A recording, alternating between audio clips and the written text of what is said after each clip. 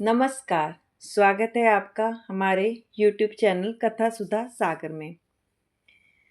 जब जब समय के गर्भ में धर्म और पुण्य की महिमा को समझाने की आवश्यकता हुई, तब तब ऋषियों ने पुराणों के माध्यम से मानव को सत्यता का राह दिखाया।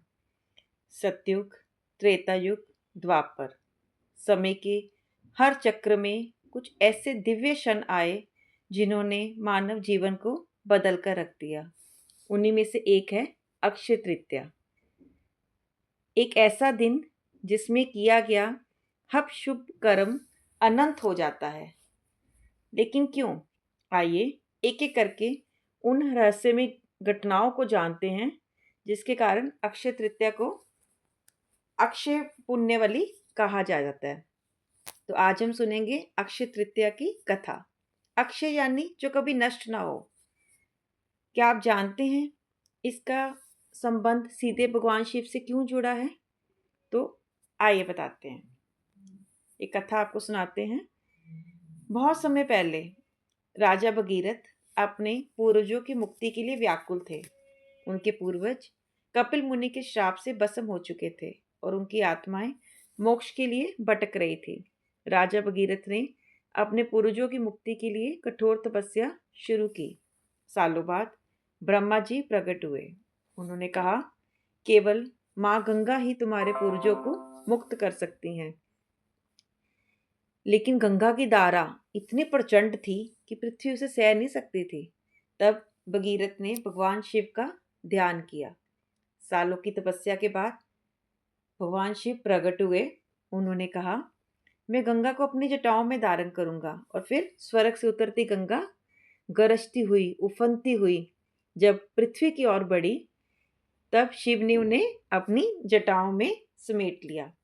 फिर धीरे धीरे गंगा जी की धारा पृथ्वी पर प्रवाहित हुई। उनकी वेग धारा शांत होकर पृथ्वी पर बहने लगी।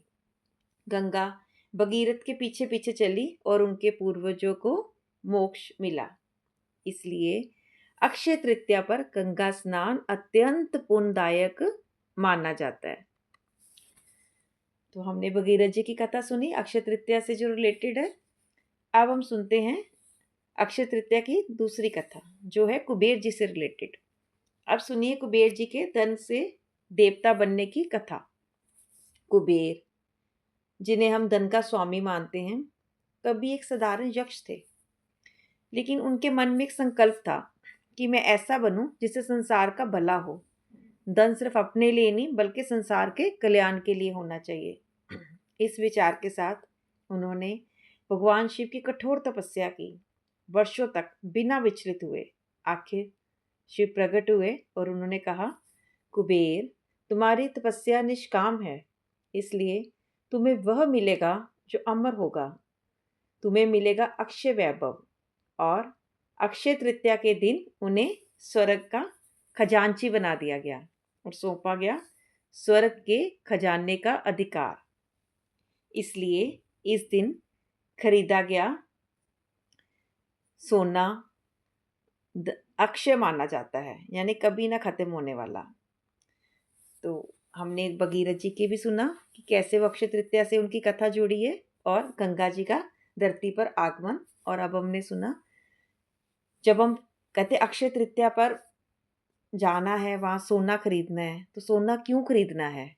तो वो कुबेर जी की कथा से हमें आज पता चला। हम सभी बाजार मार्केटें जाते हैं, इस दिन खरीदारी करते हैं, सोना लेते हैं, चांदी लेते हैं कि खरीदना है अक्षय तृतीया पे। क्यों खरीदना है ये आज हमें पता चला। जब भी आप आज अक्षय तृतीया पे कुछ भी सोना या चांदी की खरीदारी करके लाओ, तो घर आके कुबेर जी को याद जरूर करना, क्योंकि वही आपके जो भी आपने आज परचेज करोगे सोना या चांदी या चीज़ें, तो वो उन पे कुबेर जी का आशीर्वाद भी होना जरूरी है। तभी वो अक्षय तृतीया पे खरीदे का पुण्य मानी जाएंगी। अब हम अगली कथा पे चलते हैं जो भी अक्षय तृतीया से जुड़ी हुई है। वो है परशुराम जी की। इसी पावन दिन भगवान परशुराम का जन्म हुआ। वे भगवान विष्णु के छठे अवतार थे। जब पृथ्वी पर धर्म बढ़ गया था और अत्याचारी क्षत्रियों व राजाओं ने धर्म को दबा दिया था, तब परशुराम जी ने जन्म लिया। उन्होंने अपने परशु से अधर्म का नाश किया और धर्म की पुनः स्थापना की। इसलिए ये दिन साहस और न्याय का प्रतीक भी माना जाता है। इससे ये दिन इतना अक्षय है कि इससे बहुत सारी कथाएं जुड़ी हैं। और अब एक और कथा है, महाभारत की रचना की भी शुरुआत हुई थी। गणेश जी को वेद व्यास जी ने इसका लेखक बनाया था। शर्त ये थी कि गणेश जी बिना रुके लिखेंगे और व्यास जी बिना रुके बोलेंगे। ये ग्रंथ नहीं है, ये बल्कि पूरे संपूर्ण जीवन का ज्ञान है। इसलिए अक्षय तृतीया को ज्ञान और बुद्धि का दिन भी माना जाता है। अब इनका अक्षय तृतीया का इतिहास पांडवों से भी जुड़ा है।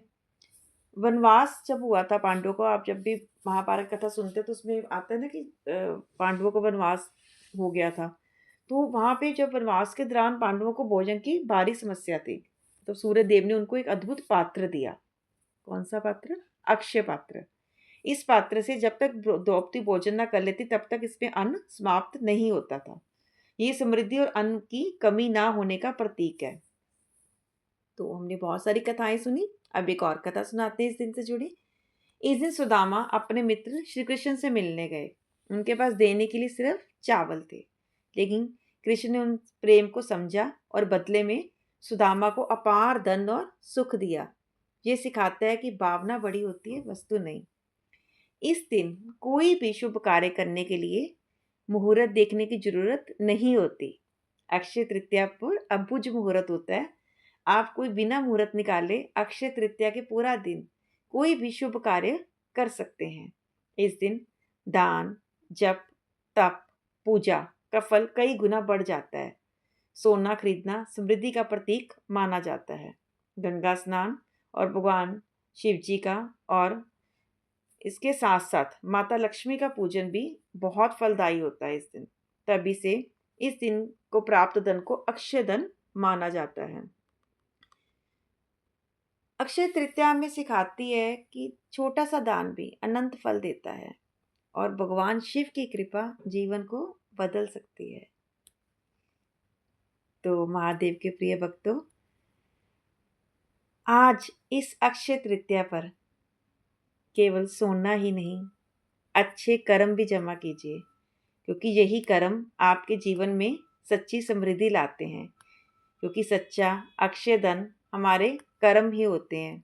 अगर आपको ऐसी पुरानी कथाएं पसंद हैं तो हमारे चैनल को सब्सक्राइब करना ना भूलें। मैं बार बार आपको विनती करती हूँ कि चैनल को सब्सक्राइब कीजिए, ताकि आने वाली हर कथा आप तक सबसे पहले पहुँचे और आप भी इस दिव्य यात्रा में हिस्सा बने। तो तब तक के लिए अच्छा सोचो, अच्छा जियो, यही जीवन का सच्चा सार है। और आज अक्षय तृतीया पर कुछ अच्छा जरूर करो, अच्छा का संकल्प लो और उससे करो भी, और प्रभु का आशीर्वाद प्राप्त करो। ओम नमः शिवाय।